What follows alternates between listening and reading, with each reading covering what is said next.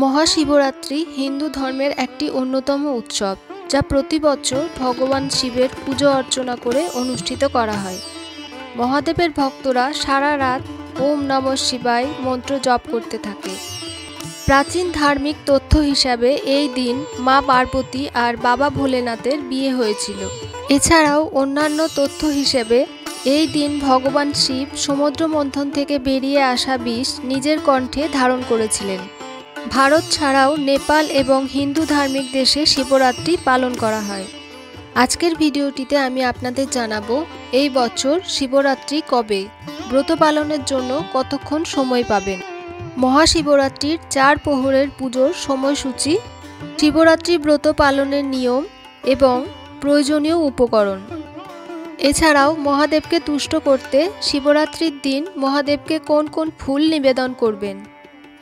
লক্ষ লক্ষ ভক্ত মহাশিবরাত্রির ব্রত রাখেন প্রতি বছর।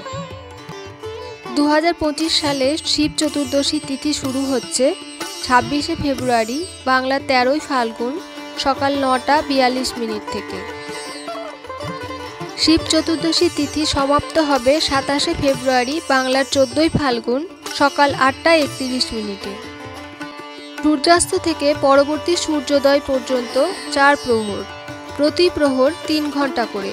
শিবরাত্রি ব্রত 4 প্রহরে করতে হয়। এই বছর মহাশিবরাত্রির প্রথম প্রহর শুরু হচ্ছে 26শে ফেব্রুয়ারি বিকেল 6:23 থেকে এবং শেষ হচ্ছে 9:30 পর্যন্ত।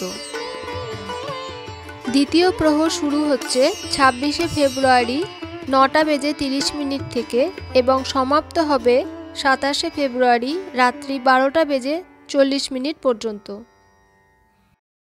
তৃতীয় প্রহরের পুজো শুরু হবে 27শে ফেব্রুয়ারি রাত্রি 12:40 থেকে এবং সমাপ্ত হবে ভোর 3:40 মধ্যে। চতুর্থ প্রহরের পুজো শুরু হবে 27শে ফেব্রুয়ারি ভোর 3:40 থেকে এবং সমাপ্ত হবে সকাল 6:56 মধ্যে। শিবরাত্রি ব্রত পালন করার আগের দিন সংযম করতে হয়।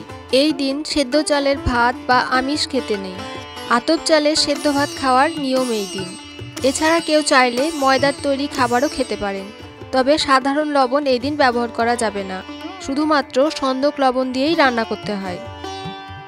স্বল্পেই তুষ্ট হন দেবাদিদেব। একটি মাটির পাত্র জল বা দুধ দিয়ে পূরণ করুন।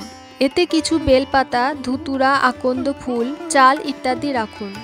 তারপর শিবলিঙ্গে অর্পণ করুন। শিবকে পুজো নিবেদন করতে প্রয়োজন শুধু এই উপাদানগুলি। এই দিন শিব পুরাণ পাঠ করলে ভালো। মহামৃত্যুঞ্জয় বা ওম নমঃ শিবায় মন্ত্র জপ করা উচিত। এছাড়াও শিবরাত্রির সারা রাত জেগে পুজো করা ভালো বলে মনে করা হয়। শিবের চাহিদা খুব কম। বাঙালির কাছে তিনি ভোলে বাবা, কিছুটা উদাসীন। তাই কোনো ভক্ত যদি নিজের অজান্তেও শিব পুজোয় অংশ নেন বা শিবের মাথায় জল ঢালেন, সেটাও অনেক পুণ্যের। এই ভিডিওটি যদি আপনাদের হেল্পফুল মনে হয় তাহলে চ্যানেলটি সাবস্ক্রাইব করে অবশ্যই পাশে থাকবেন।